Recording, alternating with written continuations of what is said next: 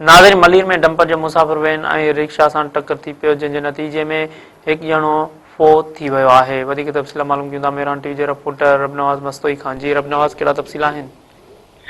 जी बिल्कुल, रज़ाकाबाद वेझो रोड हादसो आयो आहे, पेश आयो आहे, जॾहिं त तेज़ रफ़्तार डंपर जो मुसाफ़िर वेन रिक्शा खे टक्कर, जॾहिं त मौक़े ते हिकु ॼणो फोत ऐं केतिरा ई ज़ख़्मी थी पिया। जंहिं इतला मिलण ते पुलिस ऐं रेस्क्यू टीमूं वाक़िए जे हंध ते पहुची वियूं। रेस्क्यू जो जेको अमल आहे हिन वक़्त ताईं जारी आहे। तव्हां ॿुधाईंदा रहो त फोत थी वियल रिक्शा ड्राइवर जी सुञाणप रहीम बख़्श कोसो जे नाले सां कई वई आहे, जॾहिं त हादसे सबबि बंजंदड़ जेकी वेन आहे कराची खां खैरपुर वञी रही त जॾहिं त हीउ हादसो पेश आयो। तव्हां ॿुधाईंदा रहो ज़ख़्मियुनि ऐं जेके इलाज लाइ फोत थी वियल शख़्स जेको लाश आहे उनखे जना अस्पताल मुंतक़िल कयो पियो वञे। जॾहिं त शुरूआती जांच मूजिबि जेको वाक़ियो आहे डंपर ड्राइवर जी गफ़लत सबबि पेश आयो, जंहिं डंपर ड्राइवर मौक़े ताईं जेको फरार थियण में कामयाब थी वियो। जॾहिं त वाक़िए हंध ते इशारती पुलिस पहुची, हुनजो वधीक चवणु आहे त डंपर ड्राइवर जी जेकी ॻोल्हा आहे उहा जारी आहे। तव्हां ॿुधाईंदो हूंदो जेके डंपर ऐं जेके हादसे में शिकार थियल रिक्शा